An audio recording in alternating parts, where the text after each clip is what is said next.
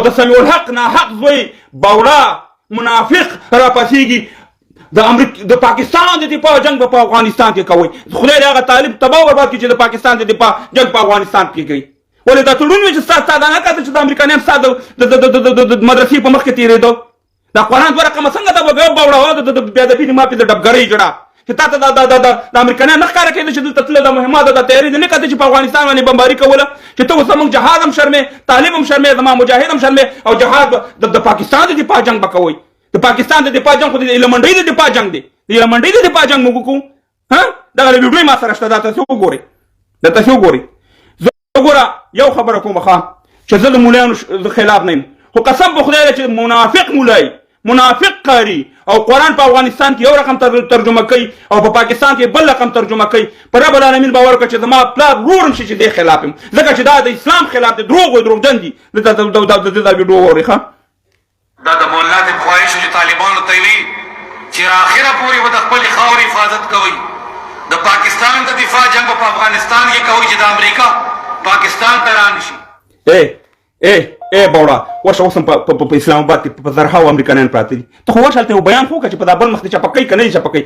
50 کاله د پلار د آیسای ته دغه وکړه د امریکایانو ته دغه وکړه او اخره د په کوم مرګ ورشه د خپل پلار بدلې واله که نه چې ته په موږ باندې په افغانستان کې د امریکایانو ولې د جنت لارې یوازې د افغانستان نه تللې ده ولې دا جهاد یوازې افغانستان ته راغلی دی. د اسلام برباد کړ نن تازه لاره د اسلام برباد نه تللې ده جنت ته او بالکل د امارات تیاري او میدان پکې جوړ شو هلته هم دا دغه شروع کوي او ډایرکټ به په 8 ساعتونو کې به جنت ته خیر پورته رسېږئ.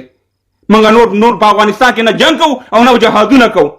ستاسې د منافق مولیانو د لاسه 50 کاله هم دا پښتانه تباه او برباد کړو. 50 کاله موږ تباه او برباد کړو. تاسې دا مدرسو ته ډېر احترام لرم ډېر احترام لرم. زه قاري صاحبانو ته ډېر احترام لرم خو قسم په خدای چې دا مدرسې تاسې د پښتنو د تبعید او بربادۍ دپاره دا کوئ. بل شی پکې کوئ نه بس همدغه جهاد دی او جنګ دی او سې مهربانه پښتنو ته دا کوئ او دا ټک ناخوال سې مهربانه ایلمنډۍ ده لوڅې جنکۍ دي هېڅ خبره نشته دی. خدای هم تباه او برباد کړه. ولې زموږ افغانستان او زموږ خوښه ده.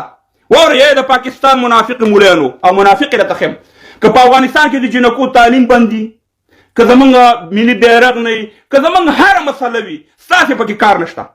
ستاسې په هغه صورت کې کار دی چې په پاکستان په پنجاب کې تاسې د جهاد په تور کوئ بیا راشه د افغانستان په تعلیمونو هم راته غږېږه بیا راشه د افغانستان په مشکلاتو هم راته غږېږه که زموږ طالب سره مشکل وي که زموږ هر څه دا زموږ خپل مشکل دی. دې کې ستاسې کار نشته چې زموږ د افغانستان د جنکو په تعلیم باندې تاسې وغږېږئ ځکه چې تاسې د پنډۍ د لوڅو جنکیو غم وکئ تاسې د ایلمنډۍ غم وکئ تاسې د شرابخانو غم وکئ تاسې څه کار دی چې په افغانستان کې په تعلیمونو غږېږئ چې هلته طالبانو جنو ته دغه ورکړي. موږ پینې وکړو خو هغه موږ په خپل چوکاټ کې دا زموږ حق دی چې د منافقینو خلکو ته ضرورت نشته چې زموږ په افغانستان په جنو په تعلیمونو په دې شیانو باندې وغږېږي.